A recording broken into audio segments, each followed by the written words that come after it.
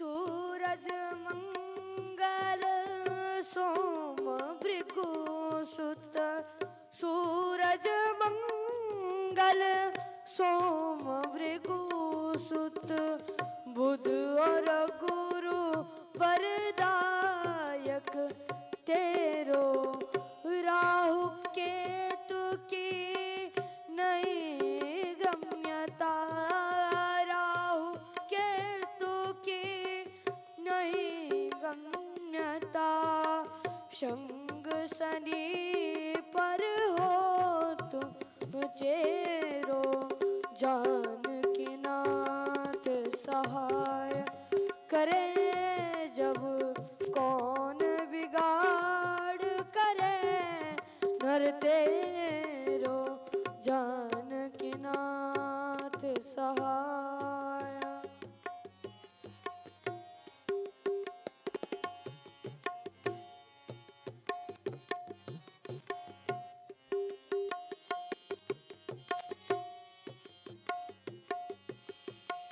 दुष्ट दुशासन विमल द्रौपदी, दुष्ट दुशासन विमल द्रौपदी, चीर उतार कुमतर प्रेरो, ताकि सहाय करे करुणा निधि, ताकि सहाय करे करुणा निधि, बढ़ गया चीर भार नेरो, जानकी नाथ सहाय करे जब कौन बिगाड़ करे, नर तेरो जानकी नाथ सहाय करे जब कौन बिगाड़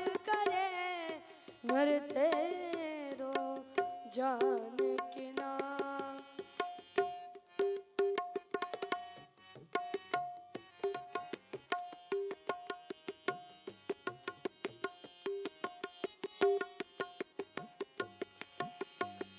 जाकी सहाय करी करुणा निधि, जाकी सहाय कर करुणा निधि, ताके जगत में भाग बढ़ेरो, रघुवंशी सतन सुखदाई, रघुवंशी सतन सुखदाई, तुलसीदास चरण को चेरो, जानकी नाथ सहाय करे जब कौन बिगाड़ करे, नर तेरो जानकी नाथ सहाय करे जब कौन बिगाड़ करे,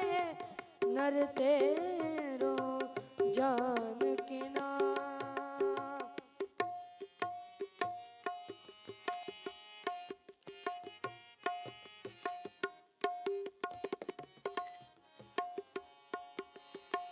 श्री राम जय राम जय जय राम, श्री राम जय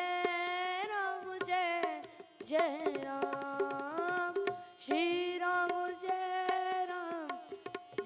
जय राम, श्री राम जय जय राम, श्री राम जय जय राम, श्री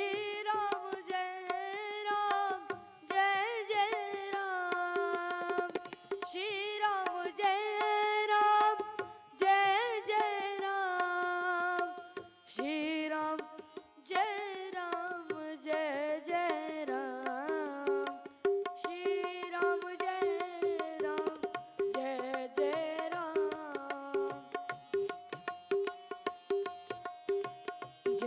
जय राम, श्री राम जय जय राम, श्री राम जय जय Ram,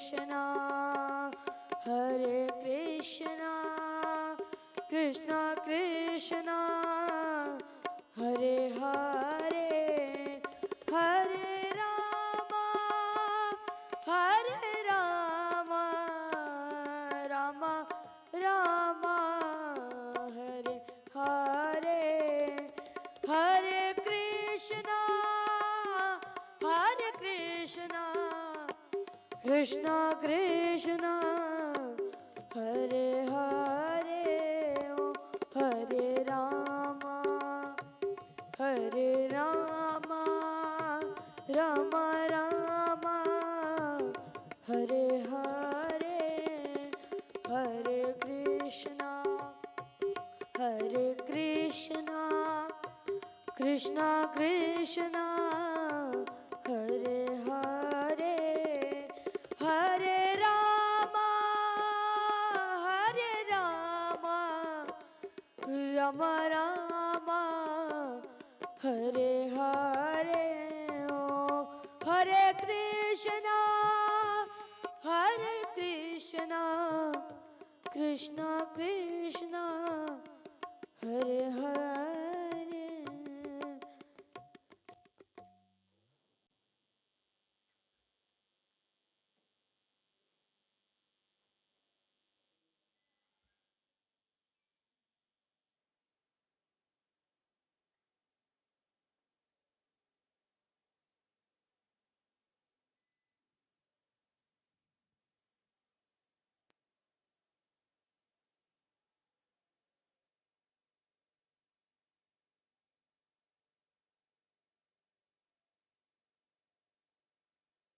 Welcome to Satsang.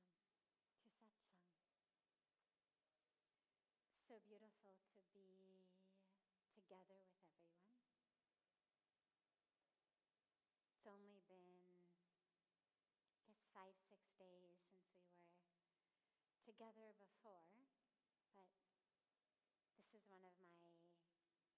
one of my favorite parts of the day, and being away from Mother Ganga is hard enough, and when along with missing Mother Ganga, I miss sitting together with all of you.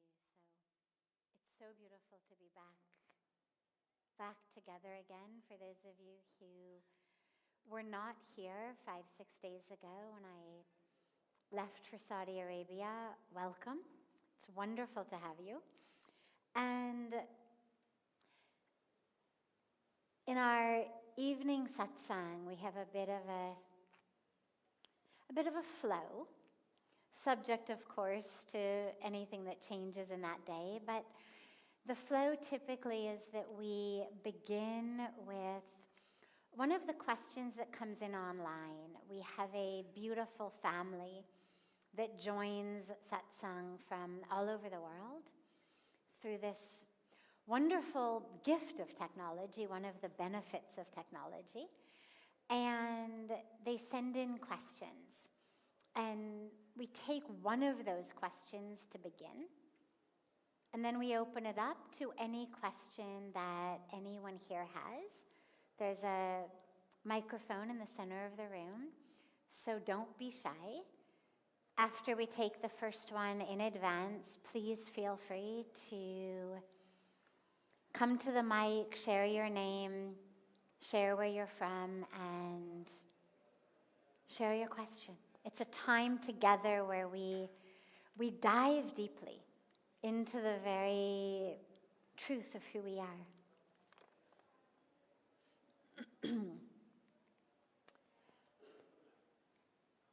Okay, this is a bit long, so pay attention. As a daughter, I feel a deep sense of transgenerational trauma carried through my maternal lineage, from my grandmother to my mother. I experience pain, fear, and sadness that feel larger than my own life experiences, as though I am also holding their unresolved suffering. How can one understand and heal inherited trauma from a spiritual perspective without becoming overwhelmed by it. Great. So,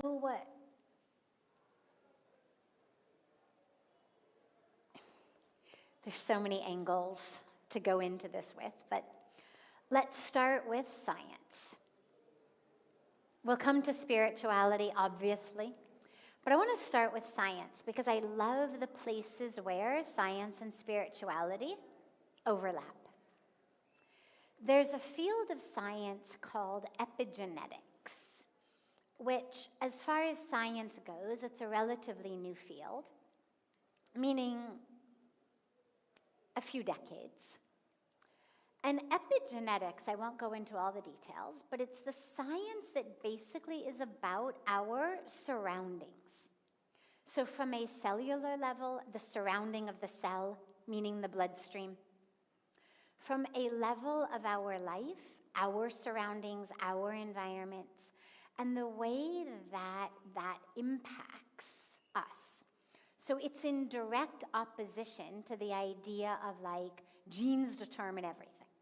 Science of epigenetics says, well, yes, we have genes, but a lot of times the genes are not expressed.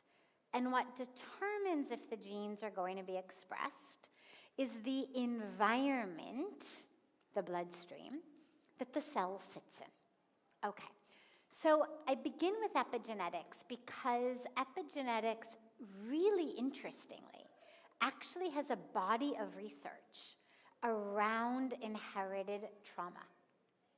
And the idea that actually in our cellular structure, we can pass down, not just spiritually, but actually through the environment of our cells, through our genetic makeup, through how our bodies and biologies function. And I am far from an expert in epigenetics, but I'll give it to you as best as I understand.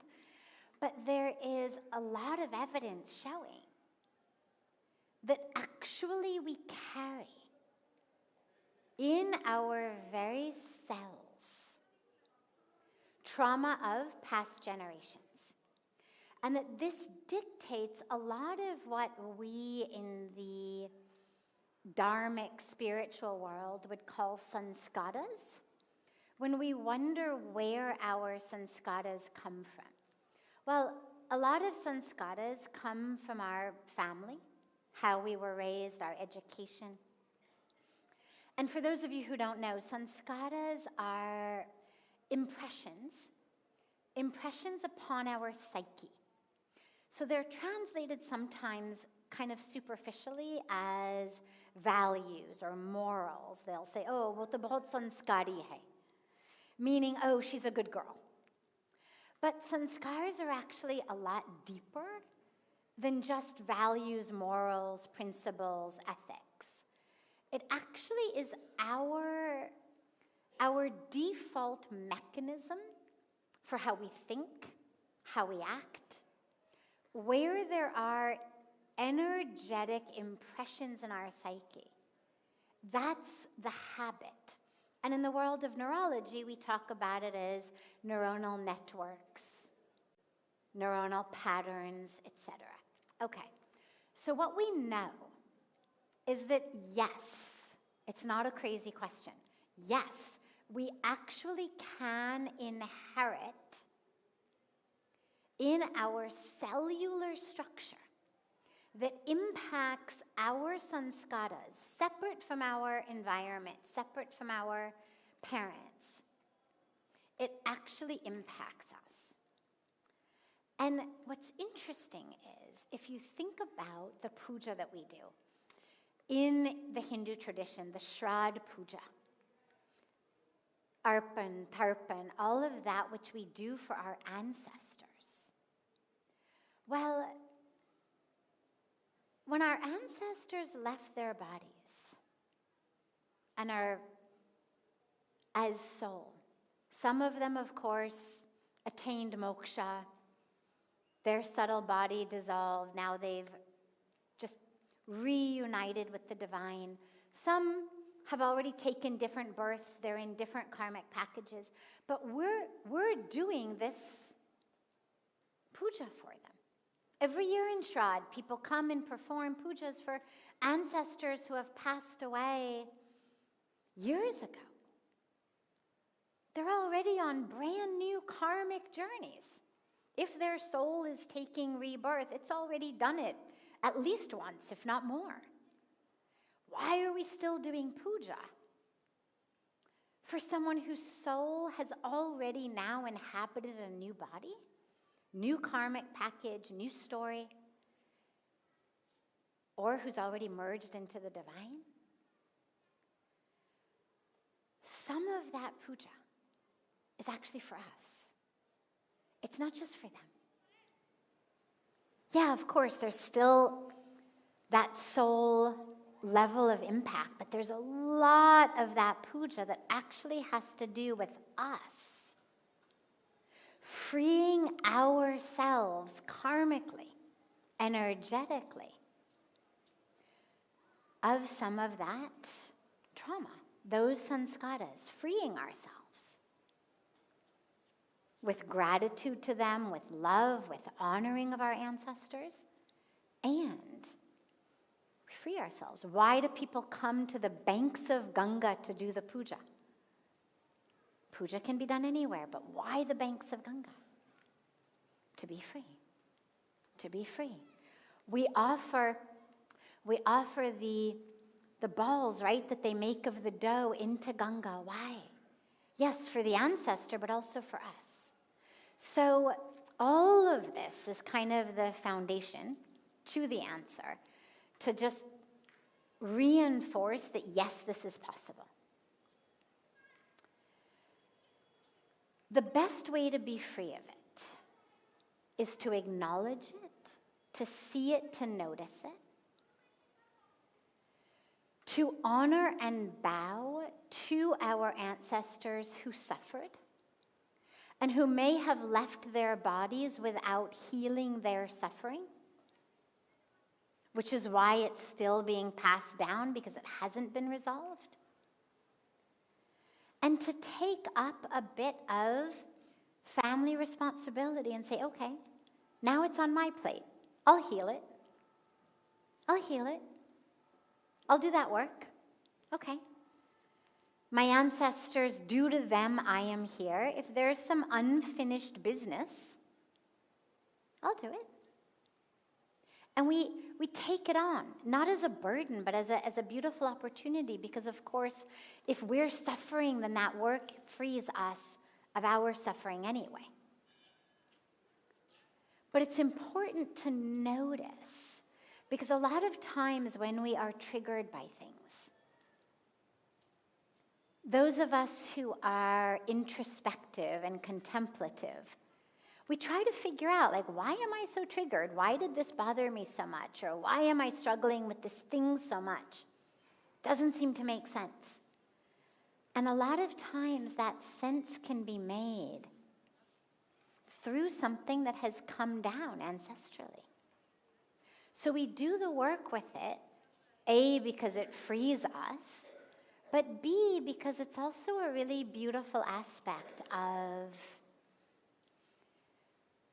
holding up our part of a family lineage, kind of giving back to the tribe in some very, very interesting, cellular, energetic, spiritual way. So if this has been passed down from your grandmother to your mother, it's important to say, all right, no more. I honor you for your suffering.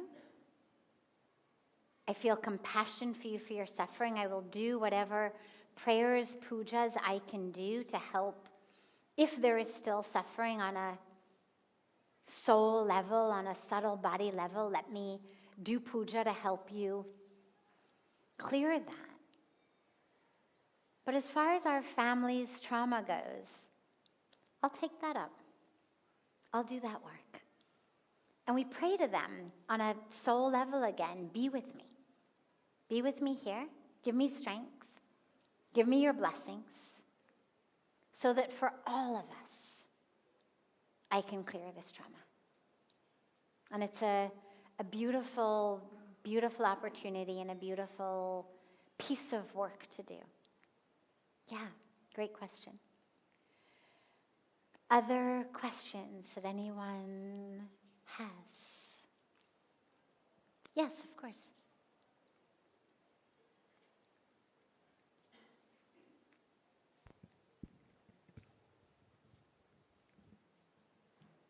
Hello. Thank you. Thank you for giving this opportunity to me. Of course. And I got 80% of answer from your thought that you had said right now. And I have one question, right? I suffering something, a very strange thing right now. And I want to be the part of the suffering from the current situation, and I also want to leave the part of the from the suffering. So there is a jungling going on in my mind. So I stay with the suffering or not stay with the suffering. So this is the kind of decision. Is this, just to clarify, is this a relationship situation? Yeah, it's a relationship situation currently going on, and a kind of juggling going on, and I'm not able to understand is perfect to stay with Okay, great or question. not. Yeah, great question. And of course, this is something that comes up for so many of us in so many situations, is our relationships. The level of suffering that most of us have arises in our relationships. It's very rare that a random stranger can elicit the level of upset, anger, resentment as someone we have a relationship with can. And of course, the closer the relationship, the more they're able to make us suffer. Some random guy on the street says, "You're stupid, you're ugly, I hate you." And we understand that they're on drugs, or they're drunk, or they're mentally deranged. But someone we're in a relationship with says it, and it stings. It feels like a knife been pierced into our heart sometimes. And relationships are tricky. I always say relationship is a yoga. It's really a path of yoga. And as far as the suffering goes, here's what you have to see. It's become very easy these days, even in Indian society, although less in India than in the West. It's become very easy to basically just leave. This is no longer a comfortable situation. It no longer feels good. I'm going to leave. Children leaving their parents' houses, husbands, wives, even friends, unfriending, ghosting. There's so much going on where we're leaving behind situations that cause suffering. And the dilemma with that is that our inner strength is actually getting less and less. In Hindi, for those of you who don't speak Hindi, there's a term called San Shakti. And it means the ability to tolerate. The ability to tolerate a situation that, hey, isn't exactly how you'd like it to be. Like the person in front of you is not as polite or loving or patient or intelligent or deep or generous as you would like them to be. And we've gotten, so many of us in the world, into this place where I think technology plays some part. Those of us who grew up, I now consider myself like the older generation, where I actually grew up with a TV that had only 6 or 8 channels, and you had to turn a knob to go from one to another. Then we get remote controls, and now there's 200 channels on the TV. Cable comes in. We don't like this one, flip through to others. Oh, commercial, I'm bored, flip through. Now, of course, it's almost infinite between what we can get on Netflix and Amazon and YouTube, and literally it is almost an infinite number of possibilities. You don't like what's on? Something new. 3 seconds is the average attention span on anything. Not just because we're losing our attention span, but because we have stopped giving time to things. It's like, oh, you don't make me feel good right away? Forget it. And while I am all in favor of leaving situations that are actually harmful, last week I was guiding a young woman to absolutely get out of a relationship that was violent, that was abusive. Absolutely, not another chance, like get out. On the other hand, the ability to sit in a situation that is uncomfortable, that doesn't feel the way that I would like to feel, and to take responsibility for my feeling state, rather than dumping all of that responsibility on the person in front of me and what they're saying, how they're living, whether they're suffering or not. It's a really important life lesson. And so I don't know in your case what the exact specifics are. As a general rule of thumb, if there is abuse on any level, absolutely get out. But if what there is a degree of challenge that is pushing you to see beyond preferences, that is pushing you to kind of dismantle your ego structure of what you think you need from another person, how much understanding, how much support, how much agreement do you need? That is actually a powerful and important situation to be able to sit with, not necessarily forever, but for some time. I think these days a lot of us are jumping out of relationships, jobs, cities, so many life situations because we have just lost the ability to look within for the strength to adjust, to adapt. I remember when I first started traveling in America with Pujya Swamiji, almost 30 years ago now, in the magazines, in the seat pockets on airplanes, now everybody's got their own phones and much more like an entertainment-based society. But in those days, there were magazines with lots of articles, and you'd read the magazine on the airplane. And there were always a lot of advertisements. It was a big thing in those days for assertiveness training. Everybody was paying money to learn how to be assertive. And I'll never forget the first time he asked me, what is this assertiveness training? And I explained it to him. And, I was coming from a background of if you can't be assertive, you better take a course. You better learn how to be assertive, because otherwise, how else are you going to get your needs met? Life is about me, and he was quiet for a moment, and he said, it's so funny, because he said, what we really need is adaptiveness training, not assertiveness training. And again, of course, that doesn't mean be a doormat.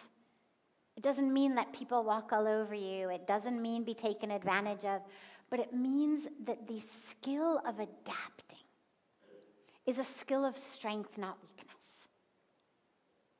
The ability to have an internal resolve that can sit in discomfort is one of life's most important skills. So again, I don't know how long the suffering's been going on in your case. I don't know what type of suffering it is. But if it's not abuse, and it has not been going on for years and years and years and years without any change, I would say, see whether you can sit in the presence of it.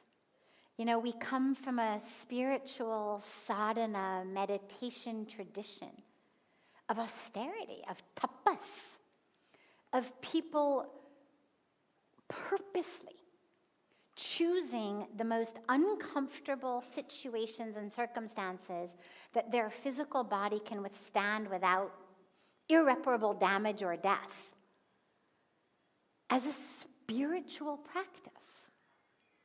Standing on one leg, fasting, awake all night, you know, no blankets, no sweaters, no shawls, no socks, no nothing in the wintertime. I mean, all kinds of different types of tapas and austerities. Meditation high in the mountains, in the snow, in the cold, nothing. Why? Nothing wrong with a sweater. Nothing wrong with a big jacket. Why? As a training of the mind. Not only can I handle this, but the practice is actually beneficial to learn to tolerate. Again, not life-threatening, not damaging, but just before that degree of damage and threat, discomfort on a physical level, an emotional level, is actually super important for us. And I think that as parents these days, we're not giving our children those opportunities. And so I think we're ending up with generations who don't have that skill. And then we don't give ourselves those opportunities. So some degree of suffering is really important for emotional development, for personality development, especially for spiritual development. Yeah, great question. Other questions? Yes.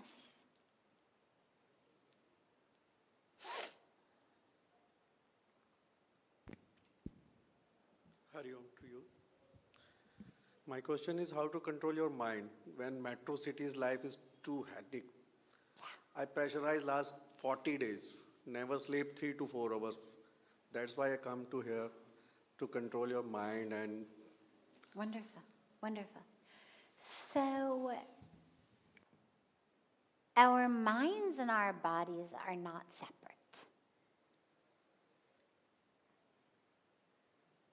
I won't go into the science and the neurology of it, but we all understand.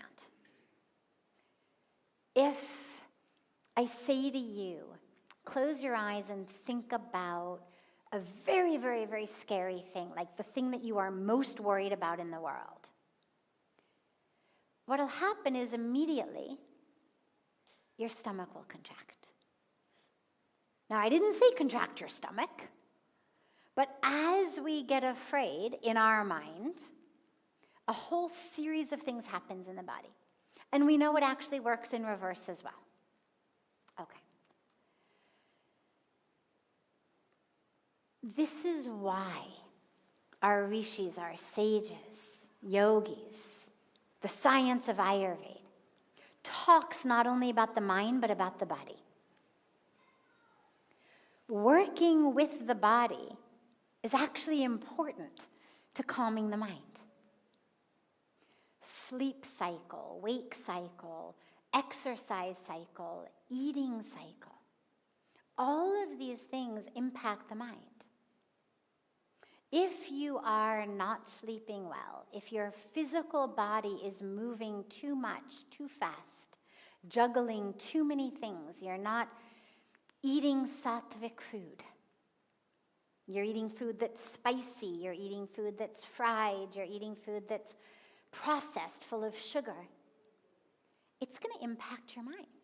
It's one of the reasons I deeply believe that we have such a skyrocketing rate of ADD, ADHD, is our diets. It's impacting our brains. The more time you spend on your device,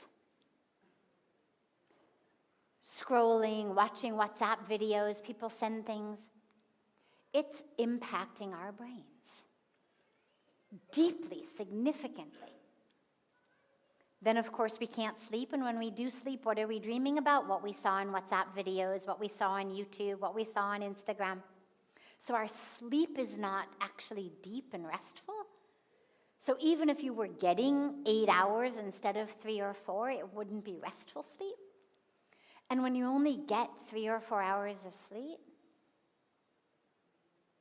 it impacts our nervous system. We're secreting more and more cortisol, more and more hormones of stress. Of course, our minds are restless. So it all goes together. While you're here, however many days you have, develop a day. It's not just about controlling the mind, because if you don't control the body, the control of the mind is not going to last very long. Develop a daily schedule, a time plan. What time you're going to wake up, what are you going to do when you wake up. Just lay it all out. And it doesn't have to be outrageous. It doesn't have to be, that you're going to get up at 4 o'clock in the morning and you're only going to sleep a couple hours. You've been running on empty. Give yourself a good 7-8 hours to sleep. Give yourself a good amount of time to sleep and catch up. It'll actually make your mind more calm. Begin the day by going to the banks of Ganga. Offer gratitude, offer love. Sit for a few minutes on the banks of Ganga in meditation. If it's not too cold for you, have a Ganga snan at that hour. You can do it later. It's a bit cold and windy in the mornings, but if you've got the strength, do it in the morning. Otherwise, do it later in the day. But a daily schedule that should include some meditation, some pranayama. We have classes here. If you don't have a practice in that, come to the yoga class, come to the meditation class. Come to morning havan at 8:30. But develop a daily schedule. Eat your meals on time. Eat sattvic food. Luckily, you're in Rishikesh. Most of the food is sattvic, it's vegetarian, but you can still get, junk food and fried and stuff. Develop a daily schedule. You'll notice when you do that, the mind automatically starts calming down. Then, because that's not enough, it's just the important first step. Then, expand your meditation practice. Meditation is the key to learning to control the mind. I always say it is literally like taking your mind to the gym. If I said to you, I'm gonna tomorrow or today, I'm gonna bench press 200 pounds, and I've never lifted a weight before, you would think it was some kind of magic trick, because you would understand that unless I was going to the gym a lot and had significantly larger pecs than I do, and you would look at me and you'd say, I don't think so. Because I don't have those kind of muscles. If I go to the gym every day and work the right muscles, eventually come back in 6-8 months, a year or two, I might be able to do it. But it's the same thing with the mind. It takes training. As I was saying in the Arti, the nature of the mind is to be a monkey. And we now have a monkey on steroids. These devices have taken our monkey mind and literally injected it with steroids. That monkey now never sleeps, never stops. It literally just runs and runs and runs and runs. It's angry, it's afraid, so it's not just restless, but it has become also incredibly emotionally imbalanced. meditation is that which is going to help you calm it down. It's going to train you to keep bringing the mind back, bringing it back, bringing it back. But if you get out of your meditation and you just start scrolling WhatsApp groups, it's going to be a lot more heavy lifting for your meditation practice. So try to make sure that you have a daily schedule and regimen and niyam that's in support of your meditation practice, rather than that just keeps ruining and undermining your meditation practice. Great question. Other questions? Yeah.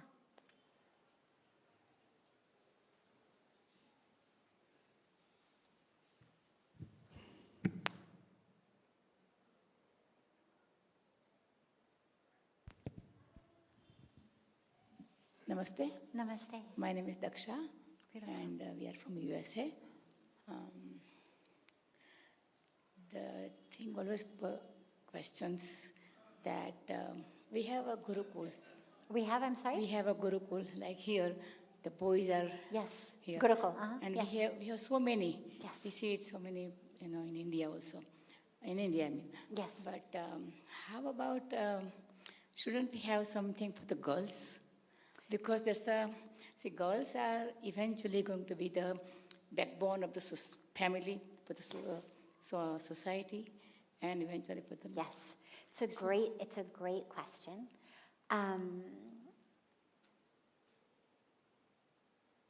So we have been, and Pujya Swamiji has been, even since before I came 30 years ago, deeply, deeply, deeply committed to working for girls.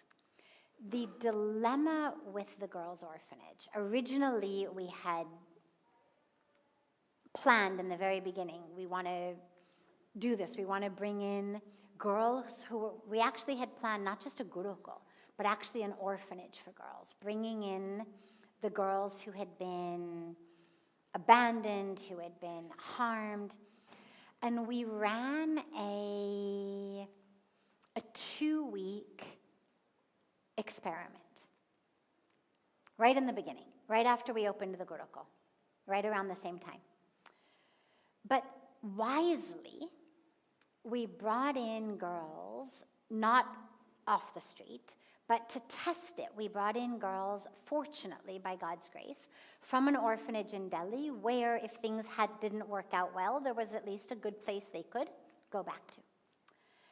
And what we discovered is cute and innocent, but you'll understand why we had to stop the experiment. We ended up with love notes tied to rocks thrown in windows in the night between the little boys and the little girls.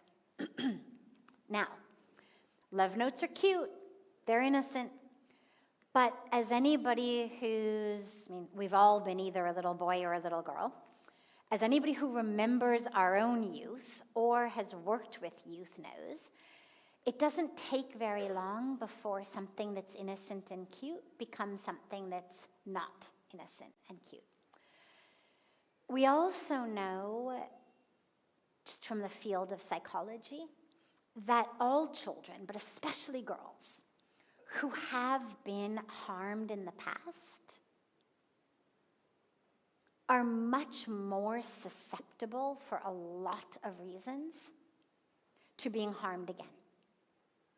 There is a vulnerability, a lack of self-confidence, a false sense of self that creates actually even more of a susceptibility to further bad situations. This ashram, from its inception, has been open to everyone. Means you'll notice that all of the rooms, the halls, even where the Rishi Kumars are, there's no halls that are locked down. Sure, individual rooms have locks, but we don't have like blocks of rooms where someone could just turn a key and lock 40 rooms. And what we realized was that as much as we wanted to bring them in, it wasn't responsible to bring them into this campus. And so we actually had a plan, And the plan was that we would,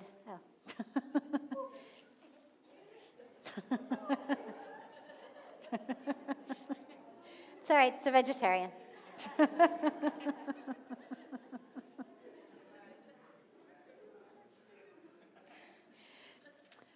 They're vegetarians, yes. So we learned to live very happily with everybody around here. But we realized that it wasn't responsible of us to bring them into a campus where we couldn't keep them protected, where it's open not only to people who are staying here, but with all of the temples, it's open to people off the streets. Anybody, as you must have seen, anybody can just wander in. Nobody's keeping track. There's nobody following people around. The temples are open to everyone. So we then developed a plan, and this is going back a long time. We developed a plan on another piece of land that we had,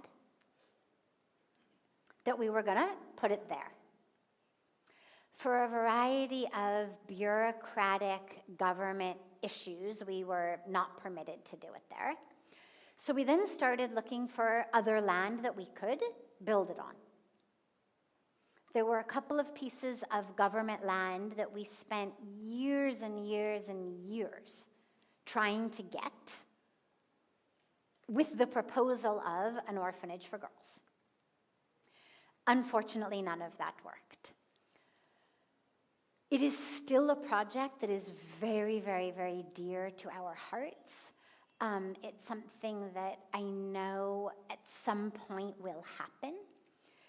But in the meantime, we are allowing ourselves to serve the girls through day schools. So it's not residential, but we do run a lot of free educational programs for girls. They're just not residential. So they come in the morning and they leave in the afternoon, or even for older girls who come in the afternoon or the evening for training programs, educational programs, that sort of thing. But the residential orphanage for them is definitely still a project that we are very much wanting to do. We need the right land to be able to do it on. It's the only piece. Everything else will fall into place. The people will be there, the finances will come in. I have no doubt about any of that. It just needs the land on which we are allowed to do that, and the land that we can have to do that. Yeah. Yes, of course, of course, of course. Any other questions? Yeah, we'll take this as our last question today.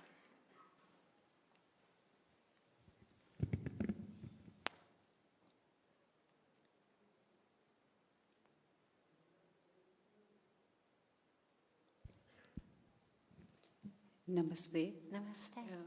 My name is Pragya, and I have visited this ashram 2 years back. And at that time, you, in your discourse, you were discussing how you visited this ashram first time, and you had some experience. And but everyone is not having that experience. People are spiritually inclined, but they don't have those kind of experiences. And if I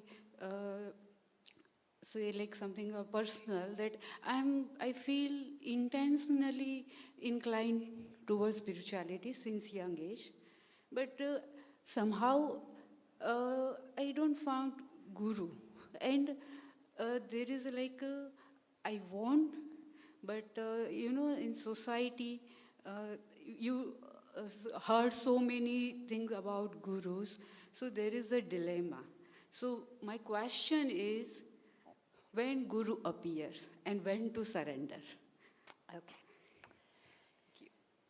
So, first of all, it's very good that you are already spiritually inclined. You know what, stay here, then it's easier to see you. Kamba hai, though I can't see you behind the kamba. Thank you. It's very good that you're spiritually inclined already.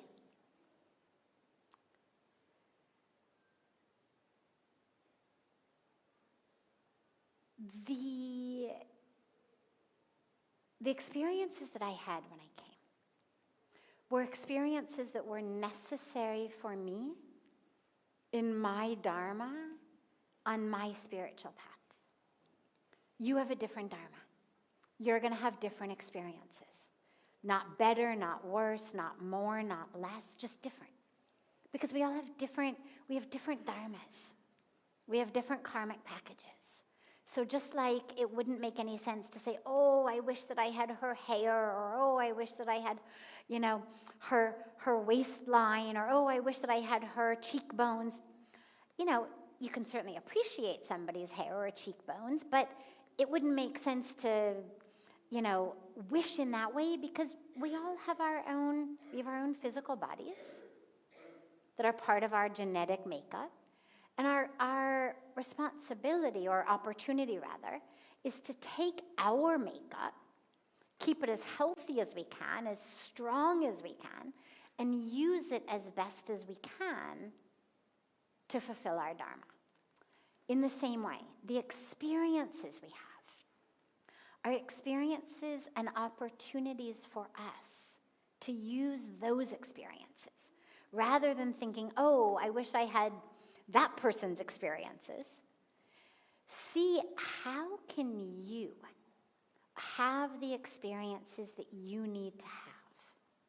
And what it sounds to me like is that, as you say, you need a guru, but you're confused because of the family. There is nothing, by the way, that says you can't have a family and a guru at the same time. The vast majority of spiritual people are householders. So don't worry about that piece at all. Yes, you were going to say something. I'm not worried about. What were you saying about the family, that you were trying to do the family and the guru? My question is,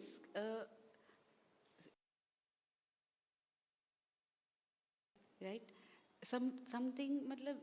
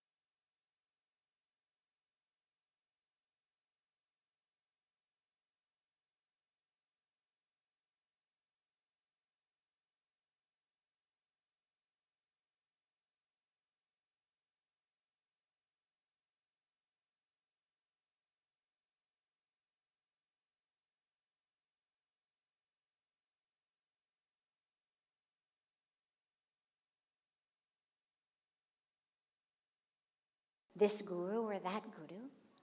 But if you look at the sheer number of them, yesterday here at the ashram, our stage here was filled with amazing spiritual masters. if you look at the sheer number of them who are pure, who are there for the benefit of the disciples, the benefit of the world, it's so many more than these one or two scattered, scandalous stories that you hear, that it would be like saying, I'm never going to have an operation because I remember reading that newspaper story about that doctor who raped that patient on the operating table. You would still go for your operation. Not to the same doctor, of course. But you would still have the operation because we understand the vast, overwhelming majority of surgeons are surgeons to help people, not to take advantage. So, but what it also means is that we do need to use our intellect before you surrender. Use your power of intellect.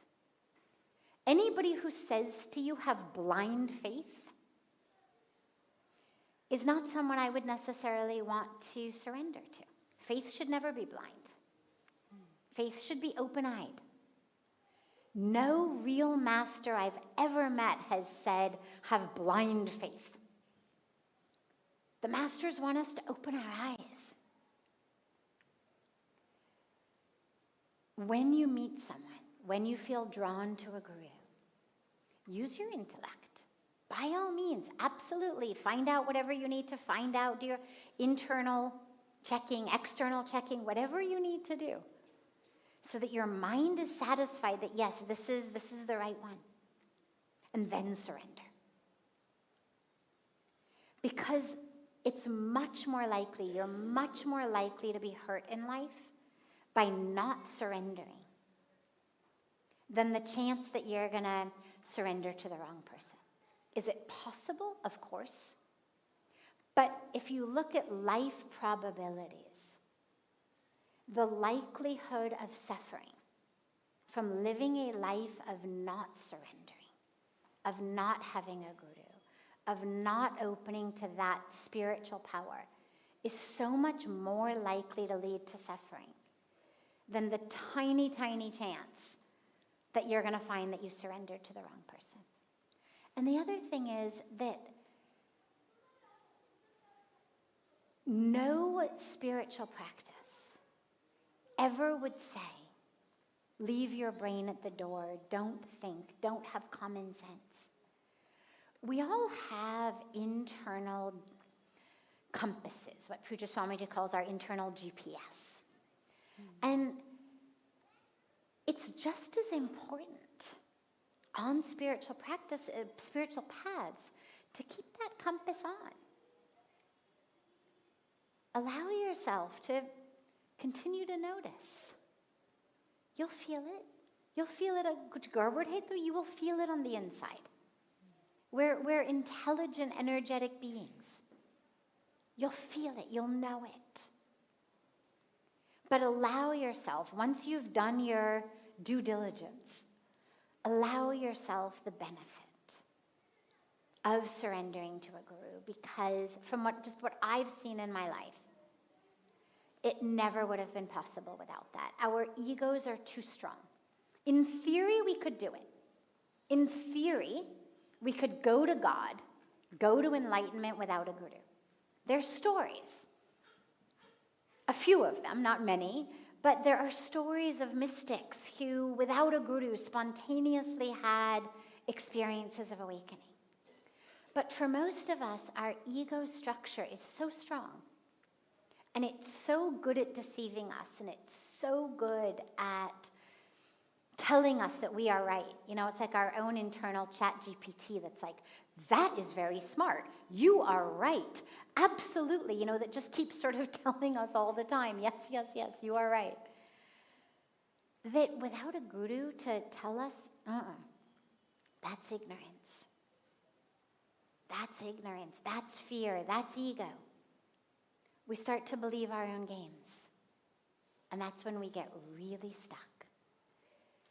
And so for me, what I've learned, and I'm now 30 years into it, and I feel like I am even more grateful for my guru today than 30 years ago. The games that my mind plays today are very different than they were 30 years ago. But the mind keeps playing games. Doesn't stop. At least mine hasn't stopped. And having that presence of the guru to continually remind you. You need it less frequently as the years go by. But having that presence to just keep showing you the light. That's what it is. It's showing you the light of you, reminding you, you're not this, you're that. Why are you getting stuck with this? You're that. Why are you stuck with this? You're that. And it just keeps, the guru just keeps reminding us what we are not. Not the stories, not the dramas, not the narratives, not the fear, not the ego, but that light, that consciousness, that awareness, that divinity. So, yeah, I think from my side, as originally a skeptical scientist, having a guru and surrendering to that guru has been one of the very, very, very best decisions that I've ever made in my life. So I definitely think it's worth it. And, you know, whatever karmic lessons you're meant to learn in this lifetime, you're going to learn them. So it doesn't do you any good to basically say, no, I'm not going to do that because it could go wrong. Well, then you may just be preventing yourself from having whatever lessons you're meant to have, and then you just have them next life instead. So might as well dive in this life, get the lessons, get the awareness, get free from them. Yeah, beautiful. Thank you. Of course. Have a wonderful, wonderful evening, everyone. A beautiful morning and day to our family joining us from all over the world. And I look so forward to seeing you all tomorrow evening. By God's grace, I'm now here for some days without traveling, so we'll be joining for satsang each evening. And I look forward to seeing you tomorrow. And until then,